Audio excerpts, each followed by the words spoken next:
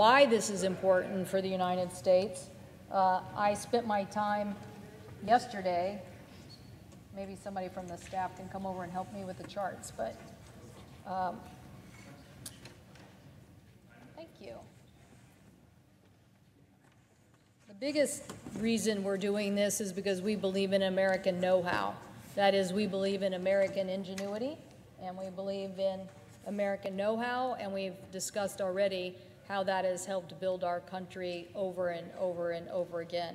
That we are a nation of, if you will, explorers, of pioneers, and by necessity, inventors, and that has continued throughout the history of our country. So we are so proud to continue to make these investments in all areas of science, certainly in the areas of healthcare, but we're more specifically talking about the engineers of the physical science and engineering.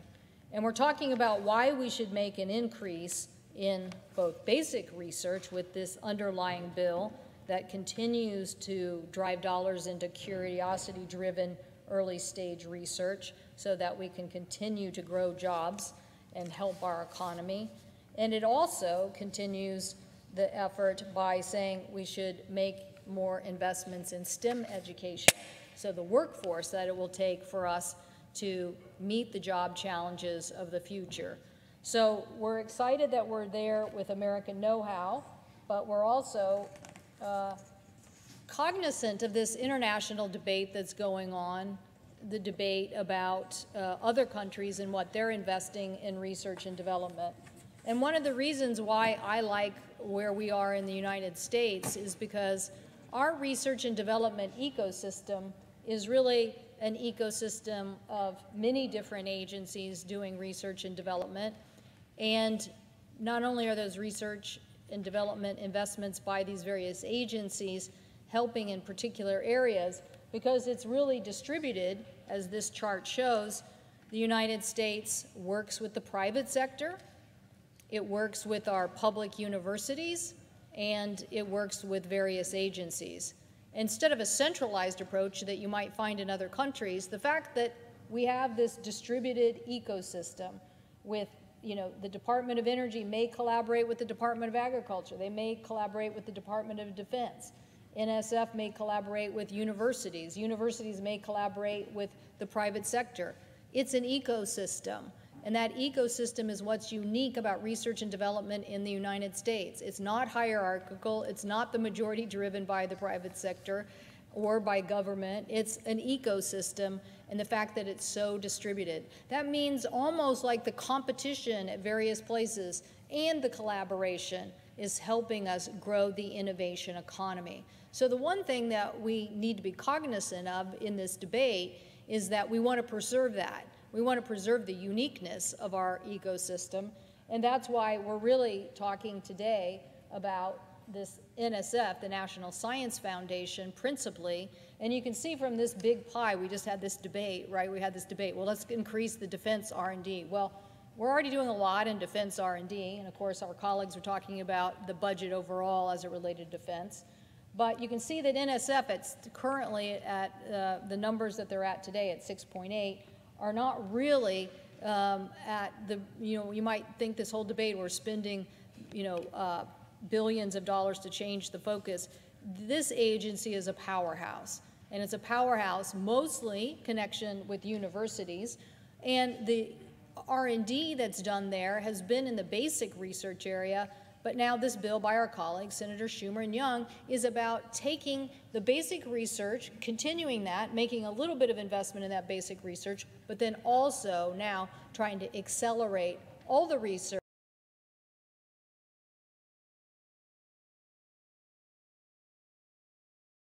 that we now have at our hands, our fingertips, at our minds, and saying, what other user-based research can we take that basic and applied research and actually put it into use and commercialization in the United States.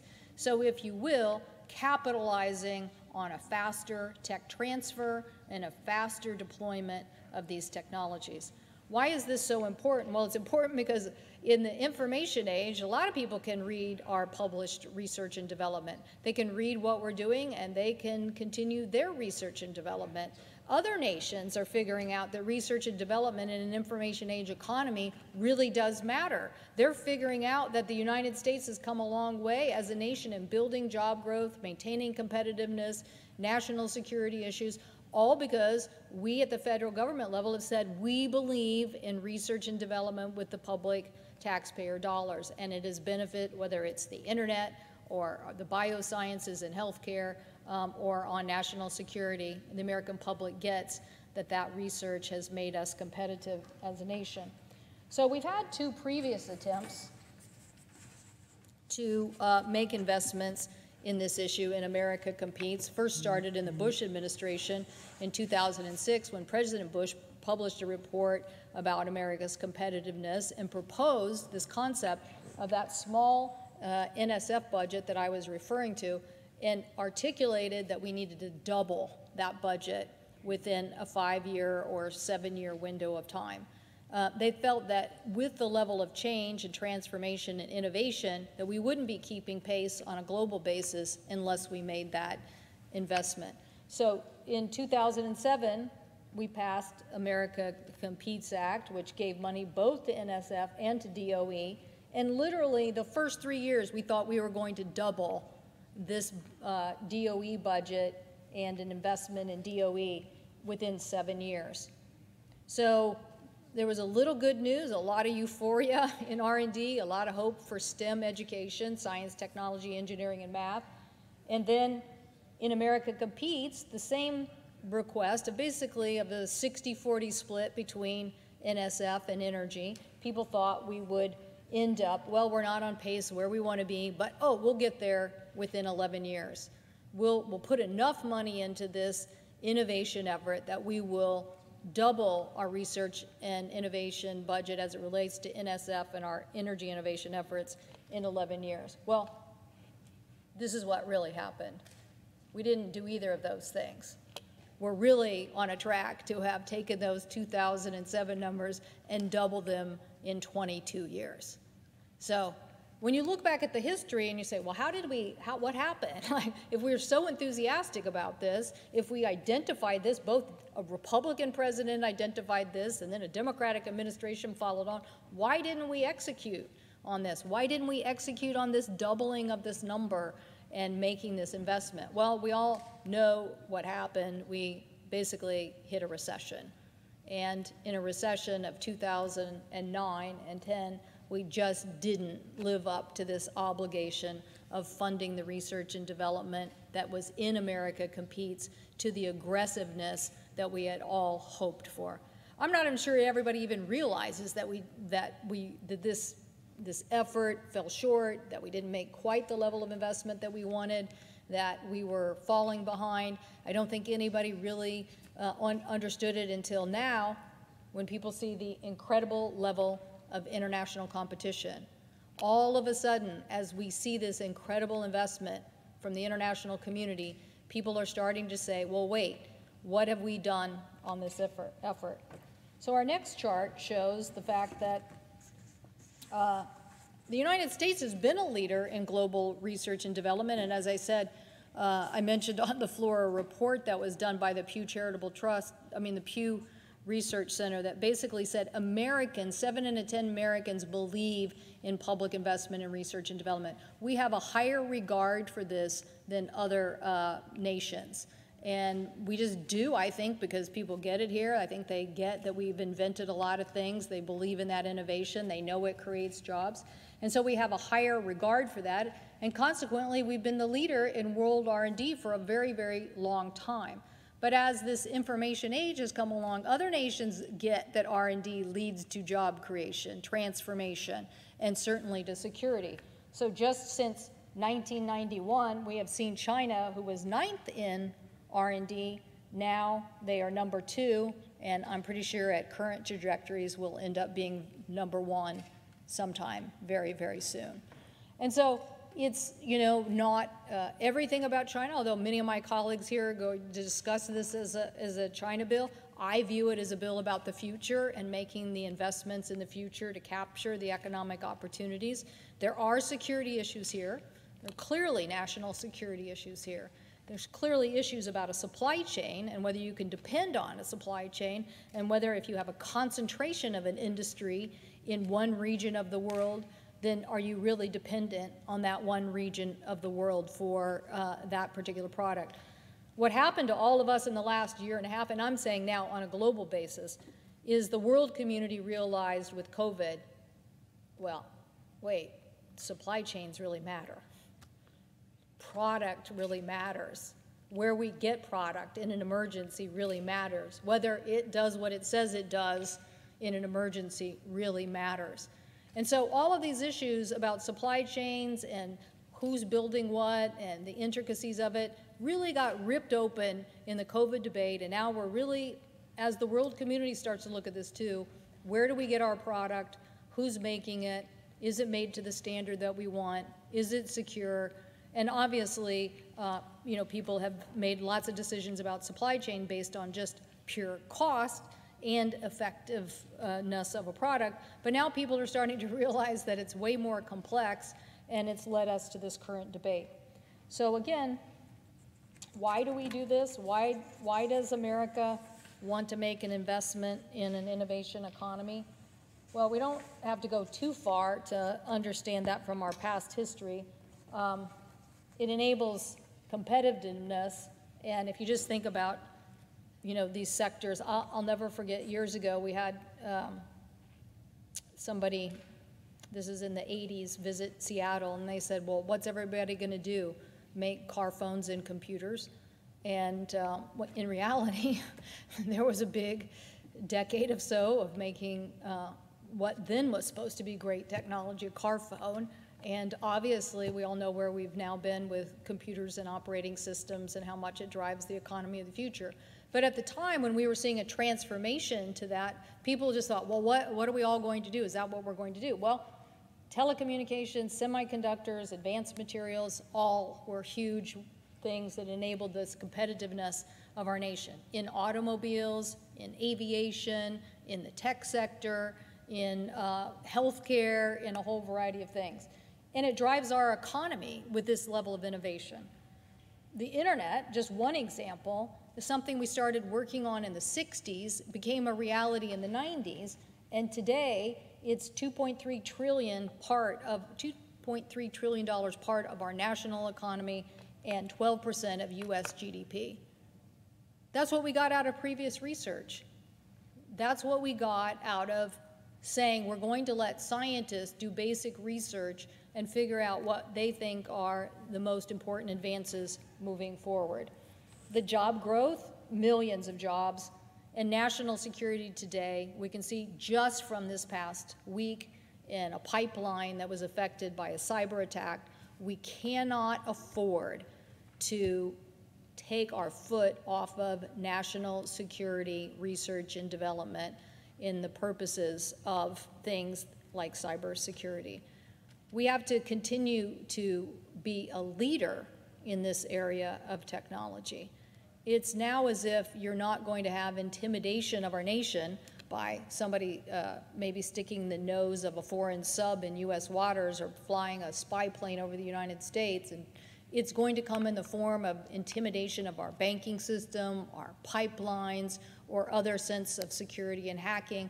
And so there's no doubt we need to stay on top of the level of investment in national security. I would say the underlying bill that we will be talking about next week in detail relates to a very important aspect of national security, and that is the area of semiconductors. We need to make an investment in our competitiveness in semiconductors, and we need to make that investment because it's going to be critical to our national security.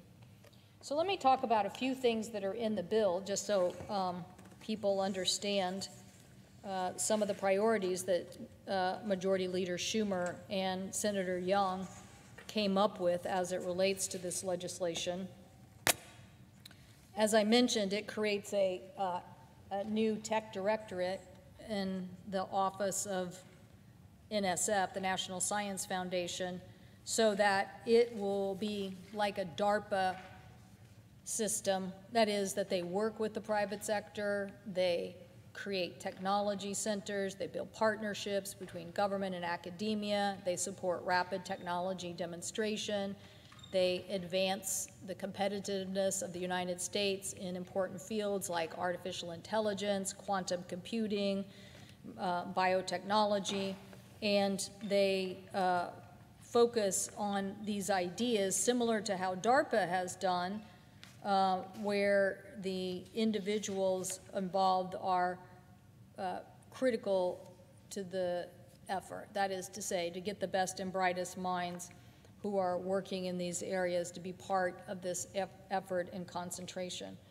We also looked at and improved in this legislation the fact that universities and academia provide a lot of research and development, but oftentimes don't even, in the academia world, people are focused on publishing their research. That's kind of how they get known. That's what they get basically almost rewarded for at the university system. And you would be surprised how little time they take to actually take that research, turn it into a patent, and then turn it into a commercialized product. So one thing we heard in our hearings is that we needed to give more help to universities on tech transfer and patenting of information. Why patenting? Because patenting helps us protect the science that we already have developed. It helps us say that somebody can't just take that published science report and then go off in another country and develop it, because it is now protected under our US law. So we feel this is a very important effort, and we think that it also helps lead a lot of research at universities to then be supported, developed, exposed to the venture capital markets, and thus actually helped turn into commercialization. So efforts at the University of Washington that specifically focused on this, specifically hired somebody to come into the university and kind of, if you will, shake the tree of the level of R&D that was being done and say, what are we doing to actually patent this content, and what are we doing to actually transfer it into commercialization, had outstanding results. Yes, it was a transformation of what our universities do, but in the end, they came up with something like, just in a few years, 20 companies that ended up becoming, supported by venture capitalists and making it on to the markets. So we're very excited that we will now, with this provision, be trying to get more out of the research we do by patenting it and doing tech transfer. Our colleagues, Senators Young and Schumer, also believe that university research should continue to get investments, and that's the major aspect of the provision here, is to have the Tech Directorate work on these 10 areas of expertise, work with selected universities around the United States on those critical focus of technology. I mentioned some of them: artificial intelligence, quantum computing, biotechnology, and many others. So the fact that the bill really is depending on our university system, I think is something that our colleagues should applaud and be excited about. That chart that I showed at the beginning where everybody's working together, this is just research dollars going to the best universities in our nation to continue to focus on this, but now focus on it in partnership with experts in these sectors and with industries, so that we can actually get to a faster adoption rate and a faster implementation into commercial markets. So I think we're leaning into our university system. That's a good idea. What we're giving the university system, though, are the tools to help accelerate that development. And then, as I mentioned, we are also making a huge investment in STEM, $10 billion into STEM education. The chart I showed before talked about how we were going to do all this great thing under America Competes in STEM. We didn't quite get there. We didn't really do that. I think this is like broadband. Everybody talks about it all the time. We think we've solved it 5 times, and then you still think, well, wait, I thought we solved broadband. Well, STEM is the same thing. You think we've funded STEM? We haven't funded STEM. This represents a huge increase in our STEM education budget, but I will just tell you, this is so that we can get the researchers, the scientists, the fellows, if you will, at the higher education level for STEM. We still need to go and build the pipeline at our K through 12 system so that we are putting more people into the pipeline, but hopefully with the STEM dollars here, we will be, if you will, creating a new workforce for the innovation that we are trying to chase with the investments of these dollars. And we felt so strongly about this that we looked at the numbers and we were just astonished. So few women and minorities in STEM fields, so few. The underlying bill, our colleagues, Senator Schumer and Young, create a diversity office for the first time over at NSF so they can focus on this issue. We put more resources to it within this STEM category so our colleagues and those at NSF could focus on it. And we expect to really try to take a very aggressive role here. That's what we heard from NSF in their research. STEM education can't be a passive thing. It can't be just we're going to put some more dollars out for education. If we want to diversify in the sciences, we have to have a very, very aggressive approach. And so that aggressive approach means changing the faces who do the education, changing some of the faces of the people who do investments, changing the dynamics of research. A lot of women were hurt in the last COVID pandemic who were researchers because they were juggling both taking care of their families or taking care of parents and doing their research. And so they had extra strains on them and made complexity to when they could get their research done. So we know that we have to think about STEM education from the perspective of what are some of the challenges that face people going into those fields. But no doubt this underlying legislation before us will have a big investment in that and continue NSF's leadership in trying to grow a more aggressive workforce. So the bill also includes, I should say, a few things about how one of our goals is to diversify innovation to many different parts of the United States. And the challenge there is, none of this is, you're not going to sprinkle some dust on some, magic words on some region of the United States and all of a sudden something's going to pop up. And nor do I personally expect it to. I always give the example of Walla Walla, which is a real place, Walla Walla, Washington. I had a journalist ask once if that was a real place. Yes, it's a real place. It's really a great winemaking place. But somebody might say, Walla Walla, Washington should be a research center. It's got a university. It's got an outstanding university, Whitman. And people might say, well, it should be a tech hub or it should be a research center. Walla Walla found its rightful place when research was done. And a university professor at University of Washington said, you know what? We can grow wine grapes. And that really wasn't that long ago. That was in the 80s. He said, we can grow grapes. We weren't growing grapes. Now, a couple of decades later, we have over 1,000 wineries in the state of Washington. So not everybody is going to be a tech hub, but it doesn't mean that you're not going to use science to the best and highest use for a region of your state or the country. It's about empowering, as Pachano, the head of NSF, says. It is about trying to have innovation everywhere, connected to opportunity everywhere, connected to universities. The point is, let's build a better ecosystem that goes all throughout the United States so more and more people can take advantage of technology and innovation. So this is really, really important because we never know where the next person is going to come from who's going to play a critical role in technology. And the more we build this infrastructure, the better.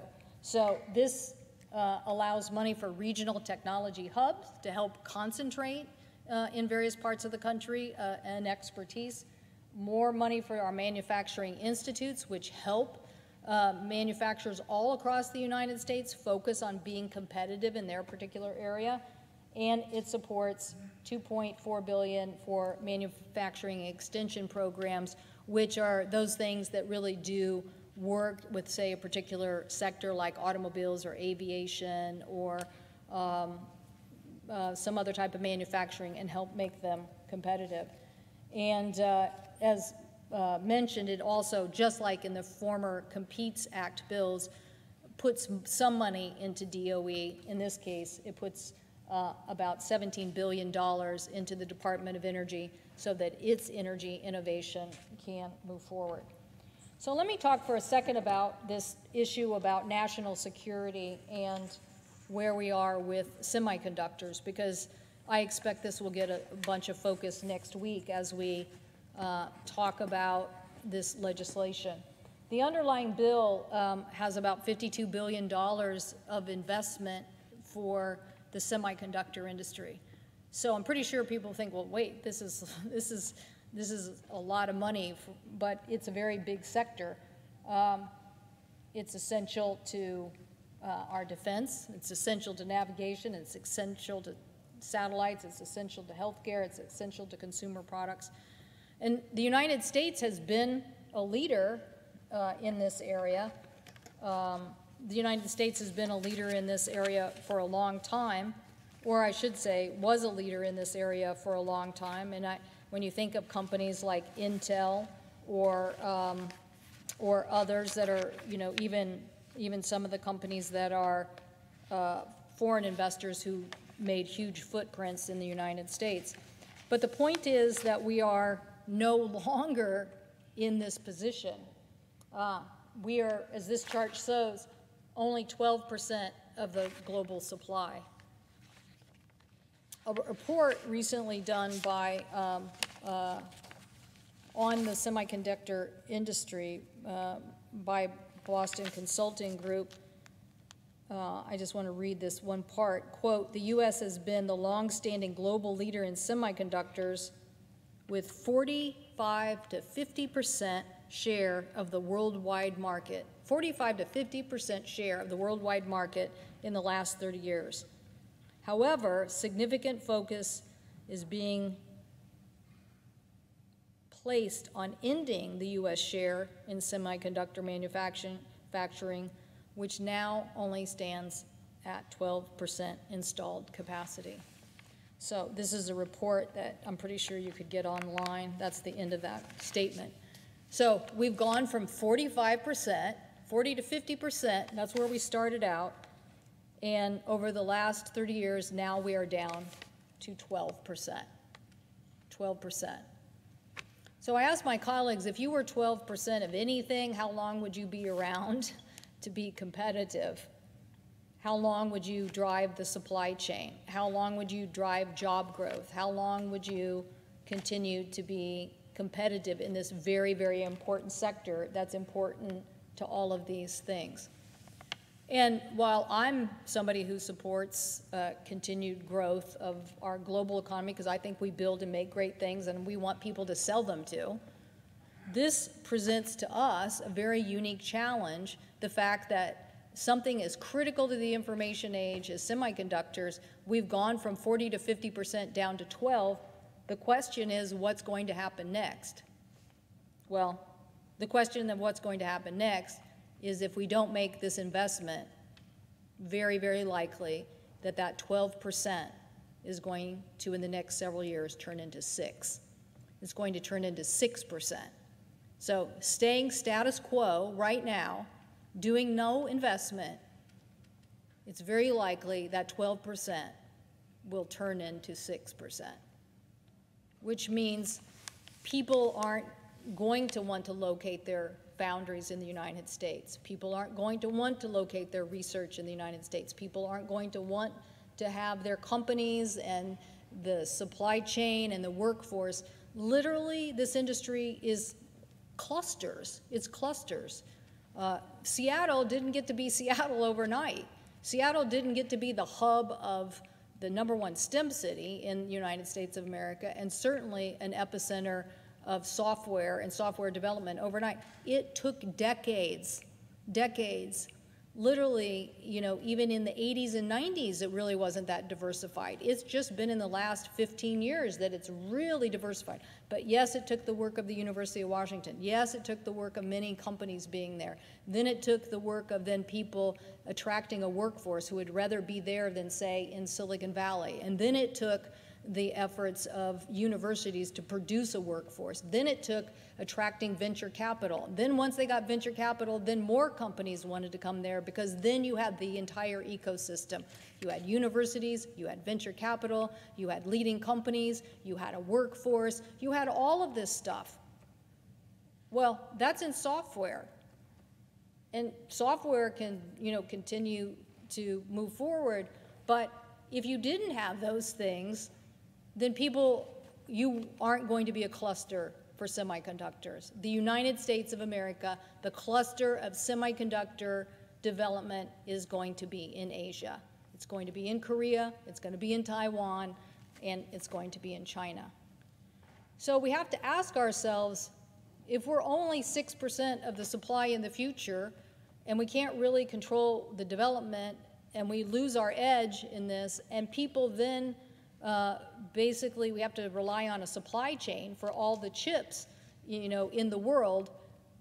Where is the supply chain that we're going to rely on for the national security products in defense technology, in satellites, and maybe some of these other consumer products that then end up getting used for other purposes? That's what this debate is about. It's about that we went from 45 to 50%, down to 12. If we do nothing, we're going to 6, and the epicenter of a critical technology is going to move to Asia.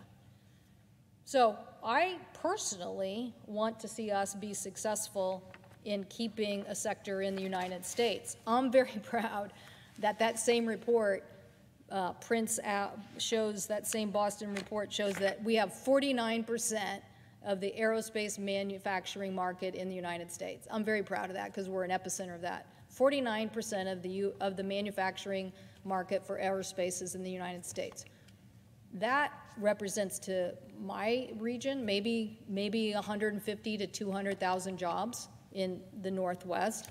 To the United States, that's 2 million jobs. More than 2 million, probably, if you think about some of the other related sectors. So being 49% of the supply chain in the United States for aerospace really, really, really matters. And I don't want to see that slip. You know, we have had a discussion about the fact that we have the Jones Act.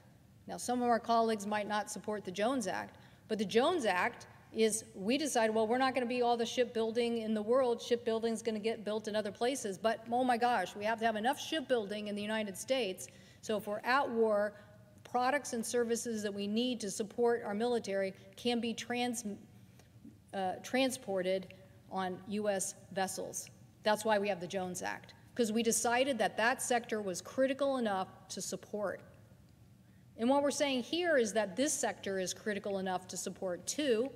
I don't know that we're ever going to be 49% like aerospace manufacturing is. Probably not. Probably would take a lot more money than what we're talking about here, because the rest of the world is chasing this market too. They're chasing it fast and furious. And so what we have to do is ask ourselves, do we want to end up at 6, or are we going to try to reverse this trend and make an investment and make it as smart as possible? So I thought we had one more chart, but I guess we don't. So I guess, Mr. President, we're back to this. We're back to, is this bill's investment worth taking the chance on American know-how? Is it worth the history of our country and saying, you know, we have done a lot in research and development and we know how to get things done? You know, when I think about some of the people in this story, about, I think a guy on the GI Bill was one of the first contributors to semiconductors. This is a guy that basically went to school on the GI Bill. And if you think about the capital formation and capital markets we have in the United States, it's contributed to allowing that technology to move more rapidly. Our investment in higher ed has allowed this to move more rapidly. So to my colleagues who aren't sure about this legislation or think that it sounds like a lot or thinks that it sounds like, oh, I don't really understand it, it's really quite simple. Do you want to make a bigger investment in our contribution to American know-how with research and development and let them compete to winning the next generation of jobs? I do. I do. I want to do that because I want to see what comes next. I think it's one of the most exciting things about, today and where we live today. We're not in the agrarian age, we're not in the industrial age, we're in the information age where everything can be created in, a blink of the eye and now distributed and transform our economy in such significant ways. I want to see what comes next, but we can't do it by passing legislation, authorizing things, and then not appropriating the money, and then waking up in 10 years and finding that we are at the lowest percentage of research and development to GDP in 60 years. That's where we are, the lowest percentage. So we can't do that. We have to make these investments, and if we invest in American know-how, the rest of this will take care of itself. I thank the President, and I yield the floor.